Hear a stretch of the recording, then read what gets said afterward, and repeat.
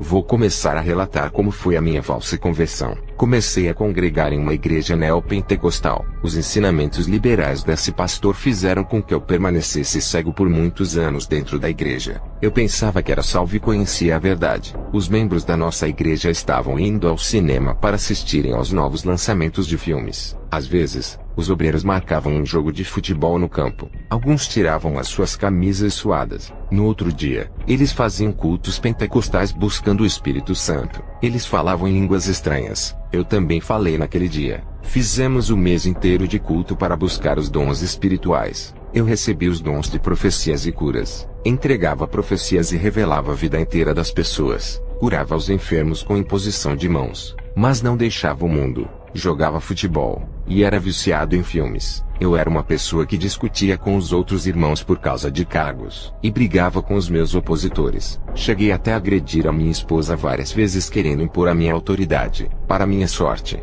a minha esposa nunca se divorciou de mim por me amar. Ela não era evangélica, mas sabia dar melhor testemunho de vida do que eu. Eu não era convertido por não conhecer a verdade que liberta. Até que Deus pesou seu dedo na minha vida. Perdi o meu emprego. E fiquei enfermo. Eu pregava que os cristãos que vivem desempregados não tinham Deus, por viverem uma vida miserável. E os cristãos enfermos eu dizia que foram amaldiçoados. Zombava deles dizendo que o diabo se apossou de suas vidas. Eu tinha um emprego que ganhava muito bem, e uma ótima saúde. Eu dizia que Deus estava na minha vida por receber essas bênçãos. Até que fui abatido e humilhado por Deus pela minha exaltação. Fiquei cheio de enfermidades e sem capacidade de trabalhar. E fui demitido da empresa. Orei a Deus dizendo: eu sou o seu servo. Não aceito essas maldições do diabo.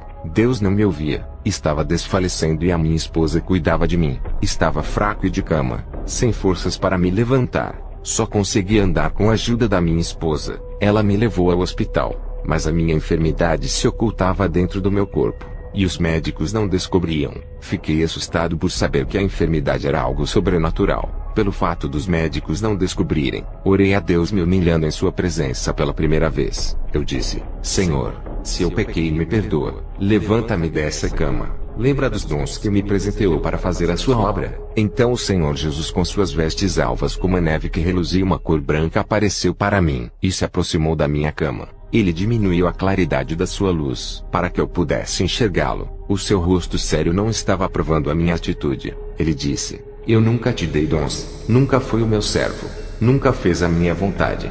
Eu disse: Senhor, não lembra que orei ao Senhor e recebi o dom de línguas, depois os de profecias e curas? Jesus respondeu: não fui eu. Um espírito enganador possuiu a sua boca para falar em línguas e te usou para entregar profecias. As curas que tu fazias provinham dos demônios, e as suas revelações que recebias de cada vida são adivinhações. Os demônios conhecem a vida de cada pessoa, e usaram a sua boca para adivinhar. Eu nunca estive contigo. A minha verdade não estava em sua vida. O seu pastor lhe preparou na mentira, te ensinando um falso evangelho. Tu se humilhaste diante de mim. Eu ouvi o seu clamor de humilhação pela primeira vez. As suas orações egoístas dizendo que eu tinha obrigação de lhe abençoar nunca foram ouvidas e nem atendidas. Eu não sou seu servo para fazer a sua vontade. Tu é que tens que fazer a minha. Quando eu ouvi essa repreensão, meu espírito em questão de segundos já estava ao lado de Jesus. Ele disse: irei te mostrar em visão a igreja que vai operar grandes sinais na tribulação.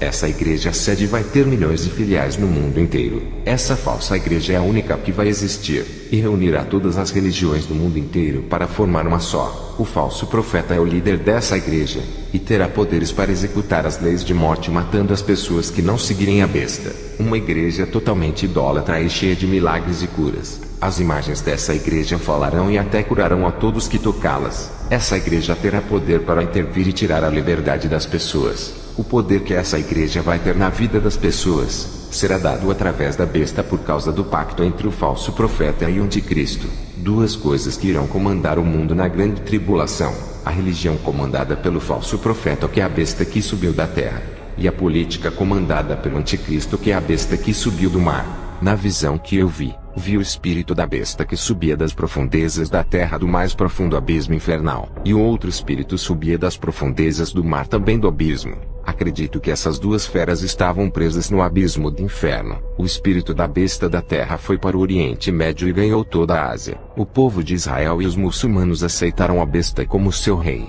Esse homem instaurou a religião anticristã que surgiu com toda a aparência de caridade bem atraente. A falsa aparência de bondade oferecia ao povo toda a iniquidade e abominação. Não combatia o mal, mas fortalecia o pecado. Essa falsa religião criou dois deuses de carne, na qual o povo podia ver e conversar. O falso profeta fazia a população mundial se curvarem diante dele e do anticristo. Essa religião era a mais idólatra de todos os tempos, e operava tantos sinais como nunca tinha visto antes. Nem as igrejas de nossos dias faziam tantos milagres iguais a esses que vi na visão. Os falsos profetas dos nossos dias serão pequenos demais em operações de curas, em comparação com essa religião que virá para subjugar o mundo. O anticristo será um homem estratégico, e conduzirá todas as religiões em uma religião única, e o falso profeta será o maior líder religioso de todos os tempos. O mundo será tomado pela religião implantada pelo anticristo, e as pessoas serão marcadas com o seu sinal. Essa marca fará com que muitos sejam propriedades da besta, e milhões e milhares de demônios foram soltos para trabalharem na igreja do falso profeta. Eu fiquei muito assustado ao ver vários cultos de sombras negras invadindo a terra. Todas as pessoas que frequentavam suas igrejas e não eram fiéis a Deus, as suas congregações continuaram alerta com o mesmo nome da denominação fundada pelo seu pastor. Mas na tribulação, quem estava sendo cultuado no templo era a besta. A sua estátua estava dentro de todas as igrejas da terra que antes da tribulação eram lugares de adoração a Deus. Todo o povo cristão que tinham negado a Jesus, estavam dentro dos templos sendo submissos à maior autoridade da terra, o falso profeta. A imoralidade havia alcançado um alto nível que tudo ficou normal. As vidas espirituais das pessoas foram envenenadas pelo sistema religioso da besta. As pessoas estavam mortas espiritualmente através do ensinamento, adoração e a idolatria dos dogmas da besta. O Espírito Santo já não operava na vida das pessoas por causa da podridão do pecado. A submissão do povo ao ensinamento anticristão fez o Espírito Santo se apartar deles. O Espírito Santo estava com aqueles que tinham o selo e permaneceram escondidos dos perseguidores. A falsa igreja causou morte espiritual de quase toda a população mundial. Não havia mais igrejas evangélicas para adorar a Jesus. Os templos estavam invadidos pelas imagens da besta. Os verdadeiros adoradores estavam adorando a Jesus em lugares secretos. E os grandes sinais, curas, aparições e línguas estranhas estavam acontecendo nos templos dos adoradores da besta. Tudo isso acontecia sem a presença do Espírito Santo. Milhões de povos adorando, várias igrejas abertas. Mas os escolhidos de Deus não estavam ali porque Satanás usurpou o altar de adoração tomando os púlpitos dessas denominações, profanando com a sua imundícia. O povo de Deus perdeu a liberdade, e pregavam a palavra de Deus escondidos. O que foi me revelado era o sistema religioso mundial que ainda vai reinar na terra, onde nenhuma religião ficará de pé diante dessa gigantesca organização que esmagará o mundo, e aniquilará todas as religiões da terra. Jesus me disse: anote tudo o que viste, e testemunhe na terra. Ao ver essa visão, o meu espírito desceu ao inferno. Cheguei a um lugar onde havia muitas crianças. Contemplei uma criança sendo chicoteada no inferno. O demônio, quando me viu, me mostrou a vida daquela criança. Ela gritava com os pais quando era repreendida. Essa criança tinha um ataque de fúria, e batia sua cabeça na parede chutando e socando seus pais. Um espírito maligno possuía aquela criança de 7 anos. Permanecendo dentro dela até a sua morte.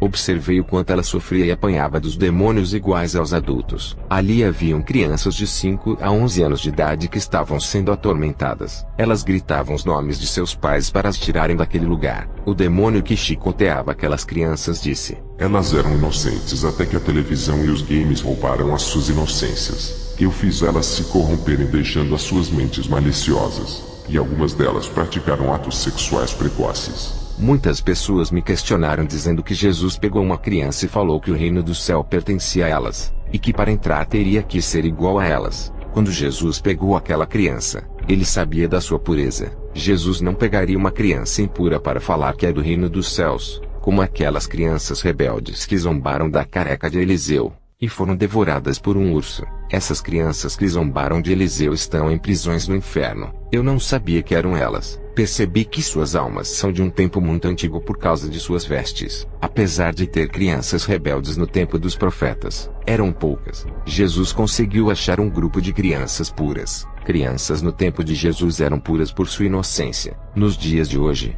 é quase impossível achar uma criança de 8 anos com pureza de alma. A tecnologia, meios de comunicação como filmes, novelas e seriados que introduzem conteúdos malignos em suas mentes inocentes e corações puros. Jesus olha para as crianças de hoje com muita tristeza, e jamais falaria que essas crianças pertencem ao reino dos céus. Adão e Eva eram puros e inocentes vivendo no paraíso, quando usaram os seus olhos para pecar cobiçando o fruto proibido. O pecado dos olhos acontece quando a criança olha para a televisão. Essa criança começará a cobiçar o que os atores e as atrizes fazem. Adão e Eva cobiçaram e pecaram. O seu destino foi a expulsão do paraíso. Quando medito nessa palavra, e percebo que toda criança, embora nasça com a raiz do pecado que está morta dentro de si, dessas crianças são o reino dos céus. Quando começam a assistir televisão, toda a sua inocência é perdida igual a de Adão e Eva. A raiz do pecado que está dentro de si começa a se despertar por causa dessas coisas. Ela perde o direito da salvação igual a Adão e Eva que perderam o direito de viverem no paraíso por terem perdido a inocência. Adão e Eva ficaram tão imorais,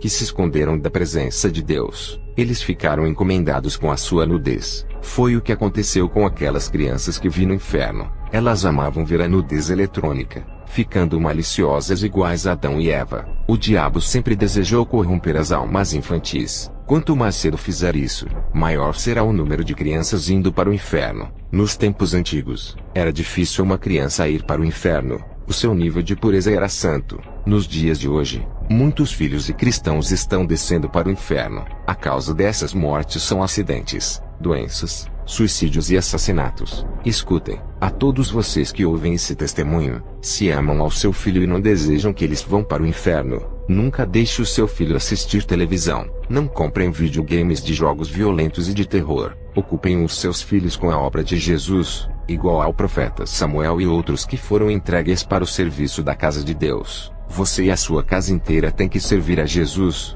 começando pelo exemplo dos pais. Ali também estão crianças no inferno por causa de brinquedos, como bonecas e bonecos masculinos. A televisão foi a maior jogada do diabo, o maior instrumento de corrupção caseira. Se para os adultos é proibido porque contamina a mente, imagine as crianças que ainda não sabem diferenciar a realidade e a mentira. A televisão corrompe a todos, independentemente da idade. Ela é uma obra maligna. As crianças que estão no inferno que presenciei, idolatravam seus brinquedos, e morreram indo para aquele lugar. Em 1 Coríntios 6:10, fala que os idólatras não herdarão o reino de Deus, independente da sua idade. O demônio que atormentava as crianças disse: Os brinquedos são como uma estátua de um santo de gesso, barro e madeira. Nós estamos escondidos atrás de todos os tipos de imagens. Os brinquedos também são imagens infantis. A televisão também tem imagens dos atores e atrizes que são idolatrados através de suas imagens que são expostas na mídia. Quando o demônio terminou de falar, um versículo veio à minha mente. Êxodo 20 versículo 4. Não adorará nenhum tipo de imagem. Os brinquedos são imagens criadas para atender ao público infantil. Os demônios estão escondidos através dos bonecos e bonecas, esperando uma criança comprar o brinquedo para eles possuírem essas crianças. Quando os pais trazem esses bonecos para dentro de suas casas, estão trazendo imagens de idolatria infantil para os seus lares. Eu vi um exército de demônios mirins da possessão subindo do inferno para a terra. Eles se infiltraram em todas as lojas de brinquedos do mundo. Através desses brinquedos infantis, os demônios tinham acessos aos corpos das crianças, mudando a sua personalidade e comportamento. Também vi demônios subindo para a terra, e possuíam a mente de todas as crianças que tinham os seus brinquedos. Suas personalidades e os seus comportamentos foram mudados através dos demônios que moravam dentro de suas mentes. Esses demônios colocavam pensamentos de desejos sexuais dentro dos corações das crianças. O demônio que atormentava as crianças no inferno disse: Uma menina que brinca de ser mamãe com sua boneca. Nós atiramos esses sentimentos para que elas tenham relações sexuais antes da idade e venham a ter gravidez prematura. Fazemos com que crianças de 10 a 11 anos procurem relacionamentos mais cedo. Possuímos os seus corpos fazendo elas procurarem homens adultos. Nem tudo é culpa dos pedófilos.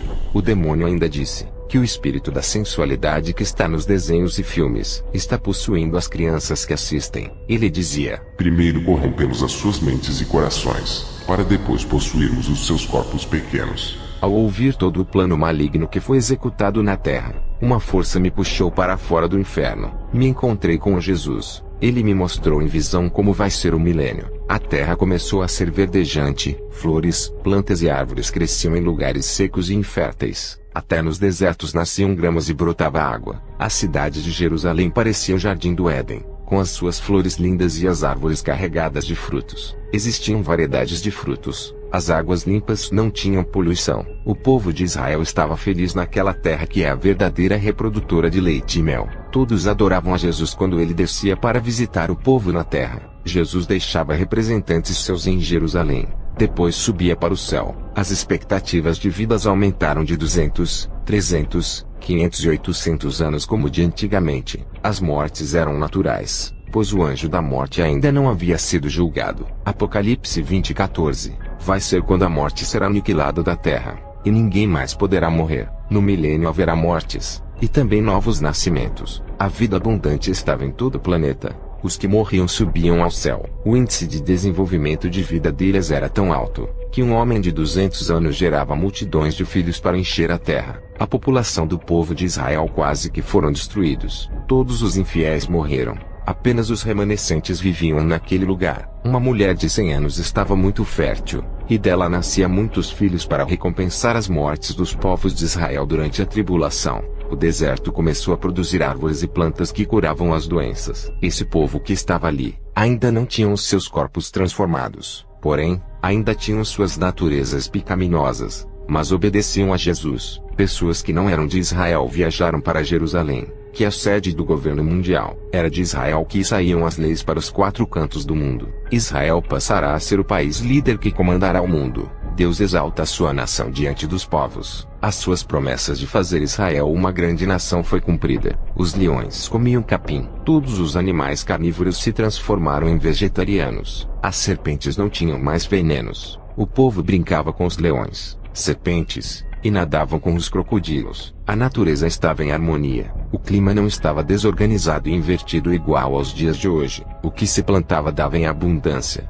e todos se alimentavam do fruto da terra. O dinheiro e a moeda criada pelo homem ambicioso, bancos e mercados que visavam o financeiro foram destruídos. A terra dava tudo, substituindo os mercados e os bancos. O ouro, jaspe de Deus substituíam o dinheiro de papel. Quando o povo chorava, logo se alegravam vendo Jesus descendo do céu até eles. Irmãos, o meu espírito andou pela Jerusalém milenar. É algo maravilhoso. Em cima da Jerusalém terrena, tinha uma cidade de ouro flutuante que estava em cima das nuvens. O povo de Israel via essa cidade. Ela está no universo, bem em cima do nosso planeta. Estava longe, considerando a altura do universo até a Terra, mas o seu brilho era tão resplandecente como o sol. À noite, aquele quadrado gigante brilhava como uma estrela. Parecia uma cidade de fogo, porque era totalmente de ouro amarelo. De dia, não era tão visível quanto à noite. Uma grande nuvem cobria aquela cidade durante o dia, igual à nuvem que cobre o sol. Em Êxodo 13:21 diz: E o Senhor ia diante deles de dia numa coluna de nuvem para os guiar pelo caminho,